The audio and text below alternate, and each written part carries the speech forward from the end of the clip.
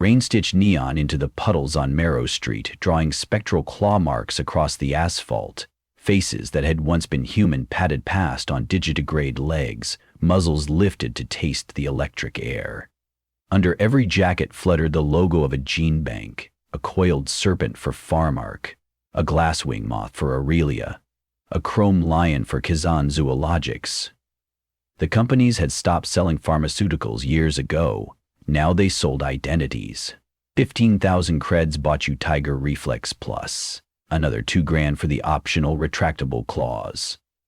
The hyena laugh, popular among influencers, came cheaper, just a vocal fold tweak delivered in a transdermal patch. The storefront holograms cycled through their packages the way sneaker shops once advertised limited edition colorways. New body, new life, no financing required.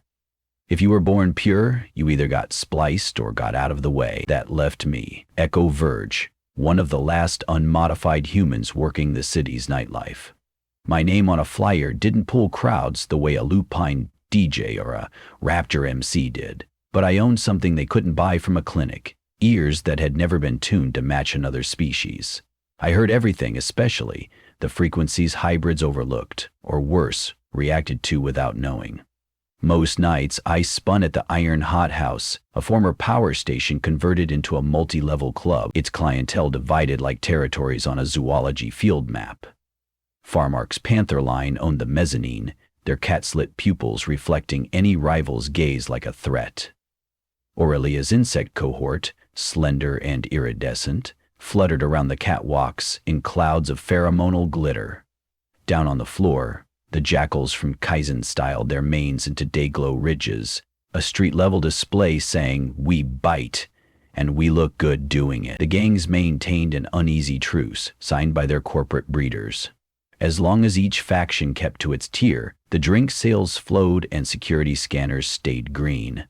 On the rare nights when some hot-blooded crossbreeds snapped, the company bouncers neutralized the scene with a vial of Calm Genes microneedles laced with cocktail modifiers that dampened whatever animal component had sparked the fight. But the truce wasn't peace. It was product maintenance, and I wasn't about to keep maintaining it forever. Because I'd seen what those companies did to my sister. 12 years earlier, Mara Verge had stood in the same club after hours, sweeping confetti from the floor. Back then, she'd been all elbows and sarcasm, a bartender saving tips for art school. Farmark recruiters prowled everywhere in those days, hunting the insecure, the hungry, the dreamer. Mara took their test sip, just a trial, the rep had said. A month later, she sported subtle lynx ears, nothing too drastic, just enough for better pitch perception behind the bar. Guests adored the look. Tips tripled. 6 months after that, her pupils elongated, her bones compacted. The final upgrade left her unable to read human sheet music because the new octave range overwrote the old. Farmark's exit clause said, "Irreversible." When Mara tried to sue, they offered hush money instead, plus free cosmetic add-ons to complete the brand. She vanished not long afterward, rumored to have joined a roving hybrid pack beyond the city's south wall. Maybe she found people who spoke the same octave. Or maybe the wild genes burned her out like faulty wiring. I never found out. I only knew the companies had eaten my sister and belched up profit, so I set about ruining their dinner parties. It started with acoustics class. While the Splice kids learned to harmonize with their new throats, I listened for what lay underneath. Low enough, below the basslines club patrons called thunder, but which barely grazed my collarbones, I sensed pockets of infrasonic resonance. The hybrids, misaligned with their animal musculature, registered that infrasonic band in their viscera, not their ears. They didn't know why their guts clenched or their hackles rose. They just bared teeth or wings or stingers and looked for a target. I built a controller rig that rode those frequencies like a puppeteer's string. Not brainwashing. Anyone could still choose their action. I just nudged the ghosts inside their grafted genes, whispering prey smells, territory borders, pack rankings. Then I waited for the right night. At 3 a.m. on Owl's Day, attendance at capacity, lines still curling around the block in the drizzle. Inside the iron hothouse, all three major factions had shown up in force, preening before the quarterly sponsorship draft. A Farmark exec in obsidian fur boots leaned over the mezzanine rail, flanked by two bodyguards whose lion enhancements made them twice her width. Aurelia's regional director perched across from her, half scarab, half boardroom, mandibles lacquered corporate blue. Kai's delegate haunted the dance floor, a slender coyote with gold incisors and a handshake that promised NDAs. Each had come to poach fresh influencers from the city's hybrid gangs. Sign a contract, post some holo ads, receive your next upgrade free. Afterwards, they'd all toast the continued partitioning of the nightlife economy and leave richer. I cued my set list, but tonight's show track existed in two layers. The surface was a nostalgic swirl of breakbeat and post-disco barnacles to keep the crowd busy. Under that, a subterranean river vibrated around 19 hertz, safe for the human ear, which bottoms out around 20. But every lion, crow, and beetle in the club had a bit of something else woven into their cochlear, and those somethings treated 19 hertz like war drums. First, I tickled the canine hybrids. Borasoya, Aldarbunti. A climbing glissando insinuated itself into the track's high end, but its mirror lay hidden in the infrasonic pocket. 43 seconds later, the jackals began to jostle. Nothing big. A shoulder bump here, an elbow nudge there. Their alpha, a neon-fanged brute called Scythe, lifted his snout, confused. The lion guards caught the scent of trouble and stiffened, because I'd folded a subharmonic that mimicked a big cat's roar into the next measure. Upon the mezzanine, the panthers felt challenged, their tails lashed. The Miho scarabs sensed predator tension and clicked their elytra in warning. The dance floor packed tighter, sweat and bioluminescent dye swirling into chemical messages older than mammals. The execs exchanged practice smiles. They thought they could handle it. That was their mistake. I arced my left hand over the controller. The crossfader drifted into the kill zone, isolating the sub-bass channel. A push on the mod wheel shifted 19 hertz down to 17 marginally deeper for humans, but right on top of the thrumbees used to signal attack. The insect hybrids interpreted the change inside their exoskeletal hunches as a queen's alarm. They swarmed. 1 second, the catwalk shimmered with holo ads for chitin skin polish. The next, scarab-lined arms propelled bodies off the railing like a prayer of knives. They descended on the panther's legs, telescoping, mandibles clacking. Artificial pheromone glands burst open, filling the mezzanine with bitter musk. The cats roared, some of them literally, and launched back. Downstairs, Scythe's jackals chose that instant to declare themselves apex predators. They barreled through the crowd toward the stairs, climbing over toppled tables. Coyote claws raked polished concrete. Someone hurled a bottle. It shattered against a subwoofer, adding glittering shrapnel to the strobes. Security reached for their comm gene injectors. Their comm units failed. I'd patched a polite little square wave into their narrowband a minute earlier, a digital burp riding my publicly licensed feed. Their earpieces hissed white noise. The company's remote kill codes suffocated in static. Welcome to my set, I thought. Back when we were kids, Mara and I liked to lip-sync into a broken karaoke mic, pretending we could summon storms with nothing but feedback. Tonight, I would. I drew the infrasonic daisy chain into a loop, modulating amplitude each bar so it mimicked heartbeat tempo. Faster, faster still. That cue hit every hybrid mammal with an adrenal rush. The cats and jackals turned feral. Meanwhile, the bugs rode an opposite spectrum, a decelerating pulse that told them winter approached. Only the strongest, the ones in the middle of the swarm, would survive, so they pulled inward, crushing the outer layers toward the cats. Instant carnage. The mezzanine railing buckled. Execs scampered behind bodyguards. Before anyone could call in corporate rapid response, something happened I hadn't planned. A howl echoed from the lobby, not Scythe's tenor, nor the lion baritones. This voice carried gravel across octaves, old and raw as a feral dawn. It vibrated inside my lungs. The crowd parted just long enough for me to see the new arrival. A woman dressed in patched cargo leathers, ears tufted like a lynx, eyes gold-ringed. Mara. She had followed the infrasonic trail the way migratory birds follow magnetic fields, and she was about to dive headlong into a gene-spliced riot I'd triggered. My fingers froze. The infrasonic engine kept cycling, but without live adjustments the frequencies drifted. Hybrids converged around my sister, recognizing something I couldn't parse. Maybe the gene pedigree, maybe a scent. I killed the master channel. Silence flooded like a power outage. Strobes flickered, confused by the absence of beat cues.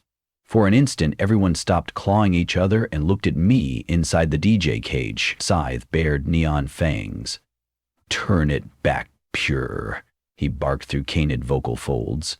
"Music or blood?" Mara's gaze found mine across the chaos. I expected anger. Instead, she gave a rueful half-smile, as if this whole orchestration amused her. Then she spoke, and the club went still again, because Link's throats produce fundamental tones barely audible to humans, but razor-sharp to animals. "Let her finish," she said. "I want to see where she's going with this." Farmark's Panther lieutenant spat blood onto the rail. "She drove us to war. You want more?" Mara glanced at the corpses. "I want an ending." In that flicker of calm, I revised my plan. Toppling the companies by turning their gangs on each other suddenly felt childish. I could maybe crater one night, one building. Come Monday, the Corps would launch new marketing. Extreme nights, untamed thrills. Get your upgrade before you miss the next riot. They'd frame the carnage as user error and build the dead hybrids' families for genetic cleanup. But I had another tool: evidence. During the set, I'd recorded the telemetry from every comm gene needle, every proprietary comm channel, every biometric band on the exec's wrists. It showed how deliberately they dosed temperaments, how they herded gangs like livestock, how quickly they attempted to override bodily autonomy. If I could attach faces to crimes, if I could make the hybrids see the strings, I might start a rebellion instead of a massacre. I flipped the master back on, but this time only the surface track returned. No infra-secrets. A mellow synth pad bled warmth over the broken glass. I stepped up to the microphone. "Listen up," I said, and my voice sounded very small in that huge room. "You think I'm the enemy because I nudged your hunting drives, but these companies switch you on and off every weekend. Check your bands. They're collecting anger metrics before they pacify you. They're deciding who can mate with whom. Your code they license." I gestured toward the mezzanine, where a lion bodyguard cradled his unconscious boss. "The people bleeding you dry wear diamond earrings and body armor, not fur or feathers. I plan to leak every file I just ripped. If you don't believe me, come take the data yourself." I slid the storage wafer across the mixer. Scythe approached first, flanked by a jackal with a shattered neon mane. The scarab swarm parted warily. One panther hissed. Mara made a sound like a snapping snare, and the cat backed off. She stood beside me now, a silhouette of mismatched DNA, hand hovering just above mine as if to say, "Still sisters?" I hoped so. Scythe pinched the wafer between two claws, turning it to the light. "Why trust you?" "You don't have to," I said. "Leak it yourselves. Blast it on the pack's socials. Prove me wrong." He tucked the wafer behind a piercings plate. "If this is fake, we hunt you till the end of night. Fair." The Aurelier envoy, mandibles cracked, scuttled forward. "We want sample," Scythe snarled. "Share later. First we exit before Corp Heavies show." In silent consensus, the gangs skimmed out through emergency doors, dragging wounded, ignoring property lines, some supporting rivals they'd been tearing seconds earlier. Already alliances rewrote themselves. My sister lingered. The hothouse echoed with sirens. Corporate drones zipped outside, rotors slicing rain. I began packing gear. Mara leaned against the cage rail. "The old Echo Verge," she murmured. "Always remixing the universe." I swallowed. "You saw what they did." "I lived what they did." She touched her ears. The tufts twitched. "But splicing isn't all theft. I found parts of me I never knew." She cocked her head. "You think your broadcast starts a revolution? It starts a question. I said. What happens when they realize they're the product, not the customer? Mara laughed softly, a sound half purr, half human. Questions can kill empires. She held out a small metal package. Farmark's logo scorched off with acid. Portable infrasonic resonator, mated in the wastes. Works on most mammals and birds. I blinked. You were planning. Same thing, different stage, she said. You beat me to it. Footsteps clattered. Corporate strike teams burst in. I slid under the booth while Mara vaulted on top. Gunshots cracked, the non-lethal kind, foam darts loaded with tranquilizer genomes. Mara dropped between bursts, fetched my arm, hauled me through a service hatch. We ran the back corridors, water dripping from exposed condensers. Somewhere distant, the bass resumed. Some automatic playlist had kicked in, but my controller was gone, abandoned to the Hoth-house. So be it. Music could be rebuilt. Tonight's true waveform traveled already, piggyback on 10,000 live feeds. Dawn. We crouched atop an abandoned magrail bridge, city lights fading beneath pale apricot clouds. Drones combed neighborhoods below, but none ventured this far. Their pattern recognized wilderness risk. Mara dug a cracked tablet from her rucksack. The jackals had dumped the data inside public nodes. Downloads spiked across the grid. Live comments scrolled. Highbrow slavery. Corp liars. Pan-pack front win. I asked her, where will you go? Where the signal grows loudest, she replied. If you're done spinning for the suits, come along. Pure ears might help keep the packs from tearing each other apart. I looked at the sunrise. A flock of gull moths wheeled overhead, their wings trimmed with carbon filament. Genetic bright futures, the billboards called them. I tasted ozone, exhaust, maybe promise. I'll come, I said. But first, I need a new console. Mara grinned. We'll salvage one. Plenty of scrap. Below us, sirens continued, but fainter, directionless. Somewhere on the feeds, a lion posted, Farmark patents leaked. Spread now. A beetle responded, we are not your inventory. The exos had found their roar. Far away in some conference room, executives were discovering that infrasonic tremor of real fear, the kind no gene patch soothes. My sister flexed her claws. I flexed my fingers. It was going to be a loud, beautiful silence.